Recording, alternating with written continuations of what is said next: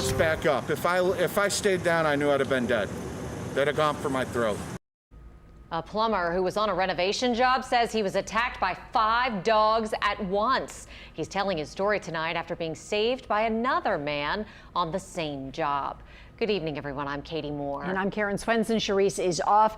Tonight, police are investigating that violent attack by a pack of dogs. It has been 9 days since an ambulance rushed the man to the emergency room. Today, he was back at work, even though he is still healing from his injuries. He tells us his harrowing story to Meg Ferris. There's more shock. I mean, you've got your flesh being ripped by teeth.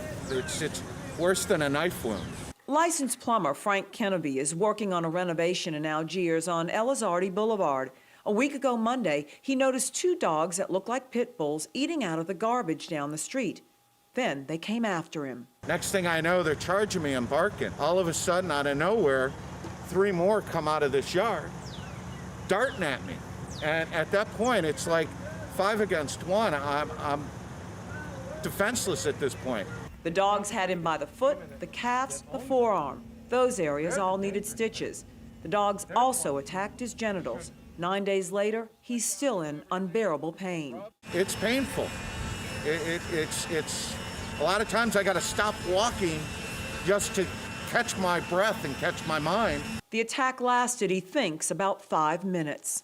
It's scary as all heck. A grown man, I'm screaming like a little girl. You know, I don't cry easily. And to be in that situation was very humbling. That's when a man also working on construction came to his aid. He's my hero. The man who saved his life did not want to go on camera. Frank has no idea if the dogs are vaccinated for rabies. SPCA humane law enforcement officers went to the home where Frank says the dogs live multiple times to investigate. There's been no answer. We won't identify it since police have not identified the dog owners. So as of right now, we are asking for the owner to reach out to our office. We have to find out exactly what happened, what animals were involved. We also knocked on the door and tried to find the tenant by phone with no success. Meanwhile, Frank had to get injections and is on antibiotics. He'll make a full recovery. He refuses to back off of his job. I've got to go back and take care of my customers.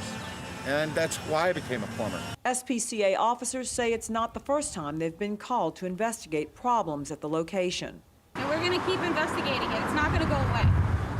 It's not going to go away. Meg Ferris, Eyewitness News. If the owner does not respond to the SPCA, they will turn the case over to the NOPD. NOPD was at the scene and they did file a report.